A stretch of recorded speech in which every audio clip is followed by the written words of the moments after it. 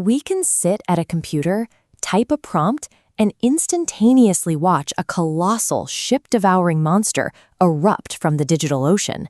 But for early sailors navigating uncharted waters, the ocean was an abysmal void. They didn't need a screen to visualize monsters. The threat felt entirely real, lurking just beneath the hull.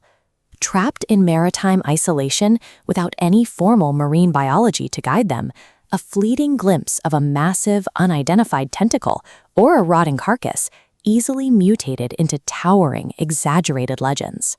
Over centuries, that terrifying myth was meticulously hunted down, dissected, and classified as a real biological species. Yet today, despite having all the scientific facts, we still choose to picture it as a monster.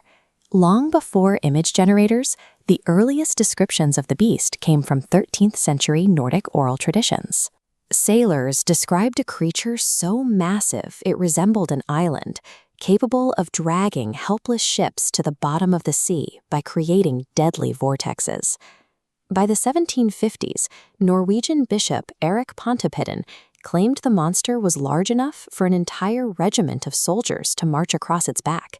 He even suggested that reports of floating islands were actually just the resting beast. These stories were deeply ingrained in maritime culture.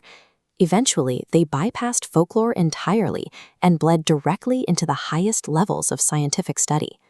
In 1735, the father of modern taxonomy, Carl Linnaeus, formally classified this hearsay. He placed the beast right alongside real, verified animals in his official index of living organisms. He assigned the legendary creature the scientific name Microcosmus marinus. It took years for Linnaeus to realize his error and quietly scrub the imaginary beast from later editions of his work. Without physical evidence, the sharpest minds of the era had nothing but unchecked stories and imagination to fill the massive gaps in their biological data. The transition from myth to hard science finally began in the 19th century, driven by the rapid expansion of the global whaling industry. Whalers slicing open their catches routinely discovered fragments of massive, unidentifiable tentacles resting inside the stomachs of sperm whales. In 1861, the crew of the French vessel Electra physically engaged the creature. Off the coast of the Canary Islands, they harpooned a massive squid, securing partial physical proof before the animal's body broke apart in the water. Definitive confirmation finally washed ashore 12 years later. A completely intact specimen was secured by an amateur naturalist named Reverend Moses Harvey in Newfoundland. To document his prize, Harvey draped the massive creature over his own sponge bath and took a photograph. This single, slightly absurd image provided the world's first undeniable visual record of the beast.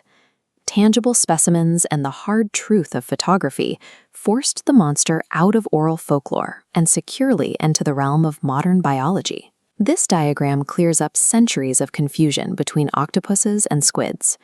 Observe the top mantle section. The octopus has a rounded body, while the squid is highly hydrodynamic. Both have 8 arms, but the squid adds 2 elongated tentacles for striking prey. Stripped of its mythological exaggerations, the Kraken was unmasked.